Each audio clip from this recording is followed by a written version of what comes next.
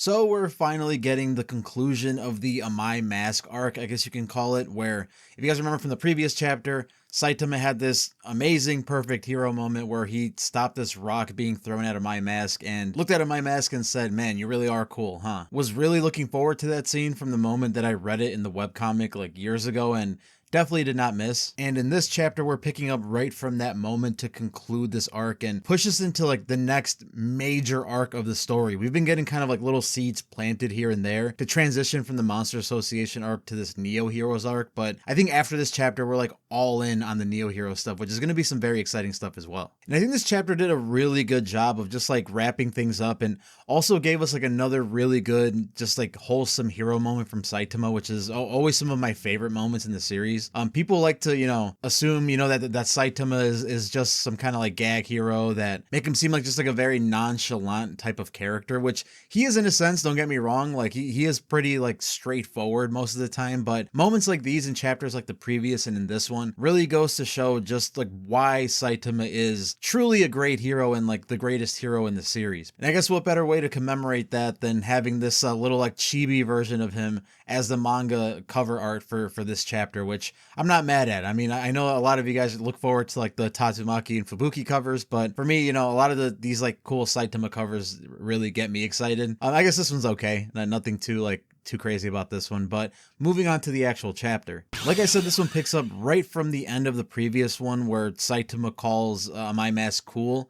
And he kind of goes on to elaborate as to why he thinks that. In here, he says, "That time we had tea together, I was thinking, what's the deal with him? But turns out you're a really cool guy." And the reason he's saying this is because he realizes that on My Mask, like this guy that's built his entire life, his entire career off of his image and keeping this like perfect pop star celebrity image, was willing to throw it all away in an instant just to save people, which like is the indication of a true hero. Like Saitama at first kind of thought of him as like this like, self-absorbed, image obsessed guy, which in a sense probably still is. Maybe not so much anymore now that his like identity has been revealed, but he realized that like he literally like the thing that's the most important to him that he built his entire life towards, like he was just willing to throw it away for the sake of saving people and being a real hero. And like I was saying before, Saitama is one of those characters that like is deceptively like really observant and really like smart and sharp with these kinds of situations, because again he kind of comes off as like a very nonchalant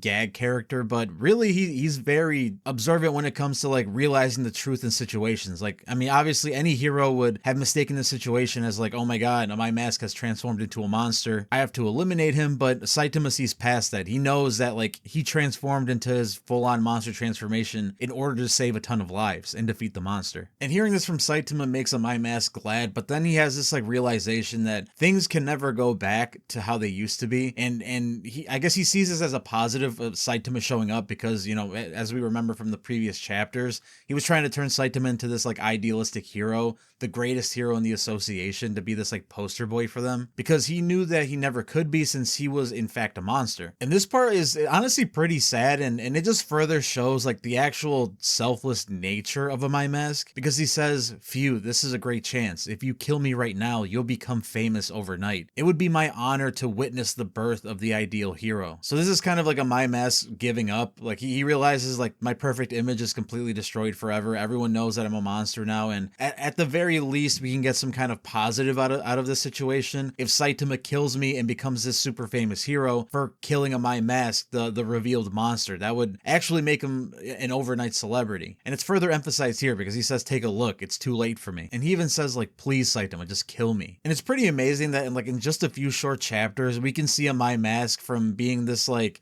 self-absorbed, really annoying character to this selfless, really likable one. Like me personally, like I'm rooting for this guy now, like after just these short chapters. It just goes to show how great of a writer one is. And then like the previous chapter, we get just one of these absolutely amazing moments from Saitama where he simply responds to My Mask by saying, you're just getting started. And then he gives him like a little fist bump to the chest. And like, this is Saitama telling him like, a new chapter has opened up for you. This isn't the end. He goes on to say it's going to get more and more interesting. Again, Saitama just seeing like the situation for what it is. Like, he knows that Amai Mask deep down is genuinely a good person, like a good hero. And I don't know, man, I'm probably going to make this a thumbnail or something because I love this panel so much. Just like I love the previous one where he stops the rock from hitting him. It's just like well drawn. The artwork is amazing and the message behind it is even better. But then suddenly Amai Mask like clamps down onto Saitama's head. And it's not like because he's really trying to kill him, but he says to him like, yeah, I'm pretty strong in my monster form, huh? Like, kill me now or I'll crush your head. And this is my message kind of trying to like press the issue, like almost like force Saitama to defend himself and kill him in front of everybody. But of course, Saitama isn't fazed by this at all. He just says, hold on tight. And they just straight up blast out of there. And no one knows where they go. Honestly, I think even in the webcomic, like we still aren't sure exactly where they went and like what kind of conversation they had. But then we get this like mini like time skip. Maybe we just jump forward a couple days or something. And we kind of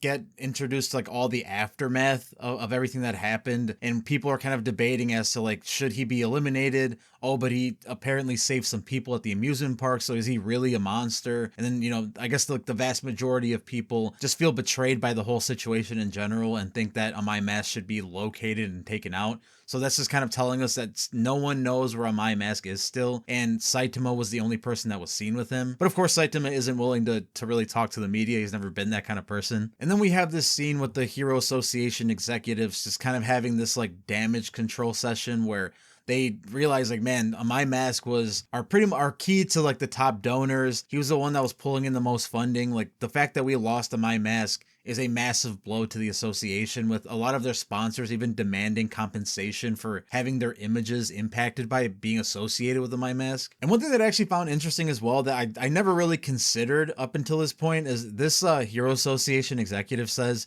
he did in fact avoid Metal Knight's monster detection gate, as he usually enters through the roof via helicopter. He managed to keep this composure and entered and exited the enemy's headquarters at will. What a terrifying monster. That's something that I never really considered, the fact that, you know, Metal Knight had this monster detection kind of system with like his robots, the one that we saw Saitama destroy at the very end of the Monster Association arc. I never really like considered the fact that like if Amai Mask approached that gate to try to get inside the Hero Association, that he would be detected as a monster immediately. So the way he was getting into the Hero Association base was through the roof via helicopter, which is pretty smart by him. And it's something that I never really considered as like a workaround for that, or that I even needed to work around it. If I was in Amai Mask's shoes, I would honestly get caught like that and killed off by that defense system without even thinking about it. So that's pretty clever by him, honestly. And then another portion here from like the Glasses Hero Association executive, the one that's actually like one of the only smart ones, along with the bearded worker. I forgot what his actual, I think it's Basho, his actual name was revealed to be. But him being like the constant voice of reason throughout all this stuff is the one that says, but there are testimonies that he also helped the park visitors at the scene.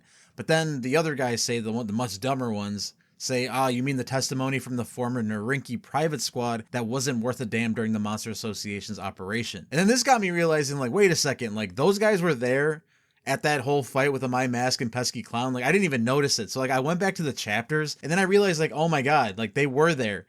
These guys right here in this panel, they're like, no, that is Sweet Mask. He risked his life to save the Ferris wheel passengers. And, like, it literally just never... I'm sure most of you guys noticed this, but I did not notice this in like the whole run of that arc, that the Narinki private squad members were there as like amusement park security or something. I don't know how that slipped my mind, because I mean, these guys are like have a pretty distinct look, so like I don't know how I didn't realize it, but let me know in the comments below if you noticed it, and I don't know, call me an idiot, whatever. But then as a response to this, McCoy smugly says, come on, they're probably just trying to put us in their debt, expecting employment as heroes with generous compensation in return. And this is McCoy just like, if you guys remember from like 20 chapters ago or something like that, like 10-20 chapters ago, McCoy said that he had this plan to like ruin Amai Mask's reputation and thwart him. He said that like his reconnaissance or his information told him a secret about Amai Mask that he wants to reveal to the world. And we can assume that this was the secret, that Amai Mask was a monster. How McCoy knew this, I'm not exactly sure. This is pretty much all going according to his plan, because we got to remember that his plan was pretty much to like foil the Hero Association and bring all this like information and bring himself over to the Neo Heroes to be in their favor and get automatically injected as one of their executives. executives. So that kind of raises the question, like, did he set up that whole fight with Amai Mask? Because like Pesky Clown, he was like the perfect foil to Amai Mask. The more attention that he got, the stronger that he became. And Amai Mask is the most popular hero in the world. So it's like, it kind of gets you thinking, like, did McCoy have a hand in setting this up? Like, in what way did he? Or is like the Neo heroes behind this? It kind of just gets you thinking about that kind of stuff. And then we kind of just get some commentary from some of the other heroes, like Watchdog Man and Zombie Man, like, don't really say anything. Tank Top Master, as always, kind of says some like weird tank top related stuff. He says, me personally, I believe his actions were filled with tank top-ism. Not really sure what that means, but one part that I thought was actually really funny is right under this, where like they kind of cut to the news broadcast and like the, I don't know, the analysts or the anchors kind of talking about it. And one of them says, these were all comments from heroes belonging to the Hero Association, but they seem rather vague, don't they? And then they cut to this guy with like the dotted bow tie and glasses, and they're like, what do you think, commentator Ignoramus? I don't know, I just thought that was like some pretty funny one humor just to like give this guy that name, and like kind of just poking fun at like the fact that like a lot of like news commentators or like political commentators are just as dumb and unknowing as any regular person. Like, his name's Ignoramus. And of course the guy just says, I don't know what they're talking about. But then we cut over to the perspective of the Neo heroes and kind of get their input on things, and we get reintroduced to A, who has like this like revamped design. I think his like hair looks different. I don't remember him looking like this, so I don't think he did, but he of course is using this as an opportunity to kind of like poop on the Hero Association, hype up the Neo heroes. That's like the whole point of this. But then they get a segment from Metal Bat, who of course we know had crossed over to the Neo heroes as kind of like a double agent, like kind of going undercover with Sekingar. And his message to My Mask is a lot more like layered than you would think, because he says, Sweet Mask, I don't know if you're really a monster or not, but if you're not doing something crooked as a hero, there's no need to run and hide, ain't that right? Don't skulk around. If you're a man, come out with your head held high. The Hero Association might turn a blind eye to you, but you can't fool the eyes of us heroes. And one would think that this is him just like straight up like falling into like the trap of painting My Mask as this villain, but like